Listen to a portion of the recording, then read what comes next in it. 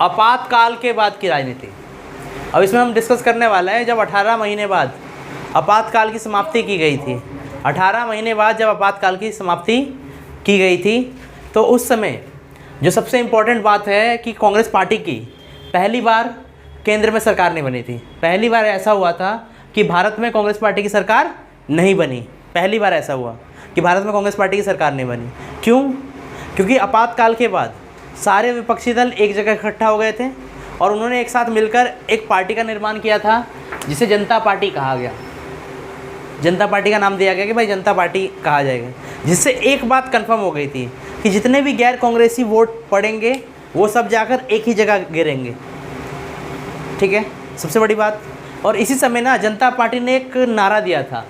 जनता party ने एक नारा दिया था और जनता पार्टी ने अपना जो चुनावी मुद्दा बनाया था उसे आपातकाल की जाति बनाई थी। आपातकाल के दौरान मीसा कानून गलत यूज़ किया गया, आपातकाल के दौरान जो नसबंदी कार्यक्रम चलाए गए थे इसके, और आपातकाल के दौरान विपक्षी नेताओं को जेल में डाला गया था।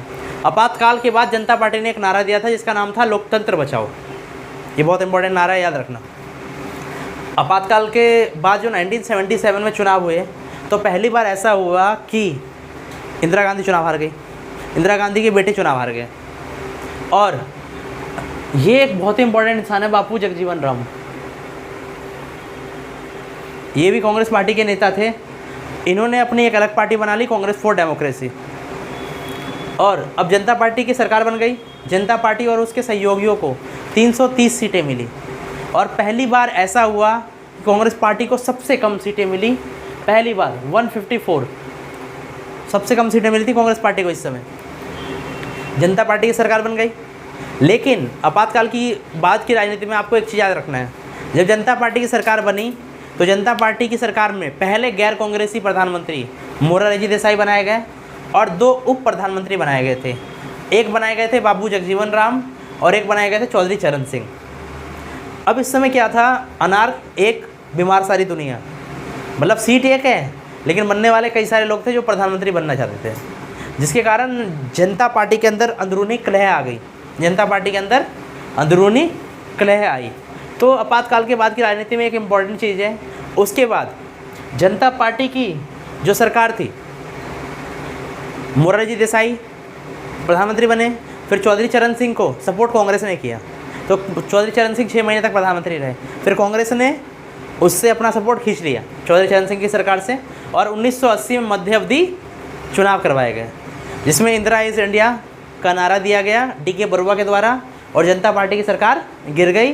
केंद्र में दोबारा से मध्य अवधि जो चुनाव हुए थे ना 1980 के, केंद्र में दोबारा से कांग्रेस पार्टी की सरकार आ गई, इंदिरा गांधी की। जनता पार्टी की सरकार गिरने के पीछे बहुत कारण था। सबसे पहले पार्टी के पास दिशा की कमी थी, नेतृत्व की कमी थी और इनका कोई भी साझा कार्यक्रम नहीं था। इनका कोई भी साझा कार्यक्रम नहीं था। ये पार्टी के अंदर सबसे बड़ी कमजोरी थी। प्रधानमंत्री पद को लेकर आपस में खींचतान चल रही थी, जिसके कारण जनता पार्टी 1980 का चुनाव हार गई और कांग्रेस को दोबारा से 353 सीटें मिल गई और कांग्रेस ने अपनी सरकार बनाई। क्लियर? तो यह आपातकाल के बाद की राजनीति है। शाह आयोग 1977 में जनता पार्टी की सरकार ने आपातकाल की जांच करने के लिए एक आयोग का गठन किया था जिसे शाह आयोग कहा गया। देखो, कोई भी आयोग किसी व्यक्ति के नाम पर पड़ता है। शाह आयोग के जो अध्यक्ष थे वो थे JC शाह, जो पहले भारत के मुख्य न्यायाधीश रह चुके थे।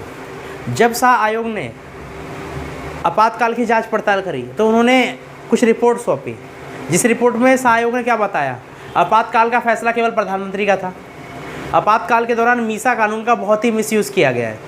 ठीक है, मीसा की फुल फॉर्म होती है maintenance of internal security act.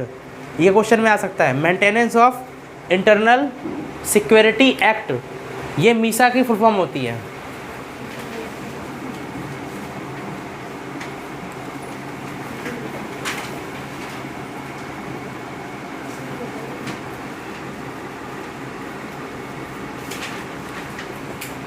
Act, ये मीसा की फुल फॉर्म होती है।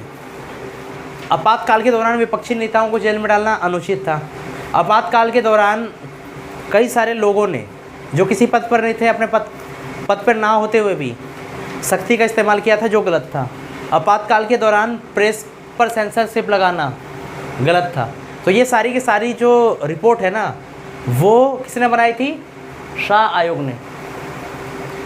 ने जांच किया कि भाई आपातकाल का जो फैसला है वो बिल्कुल गलत था। आपातकाल में मीसा कानून का गलत यूज़ किया गया, विपक्षी नेताओं को जेल में डालना गलत था। आपातकाल के दौरान सरकार ने अपनी शक्तियों का गलत उपयोग किया है, ठीक है ना बेटा। तो शाह आयोग की सिफारिश पर ही जो 42वां संशोधन था ना, 42वें संशोधन को 44वें संशोधन के द्वारा हटा दिया गया था। उसके कई सारे प्रावधान जो थे वो 44वें संशोधन के द्वारा हटा दिए गए थे। जैसे लोकसभा कार्यकाल 5 साल से बढ़ाकर 6 साल कर दिया गया था, उसे दोबारा से 5 साल कर दिया गया था।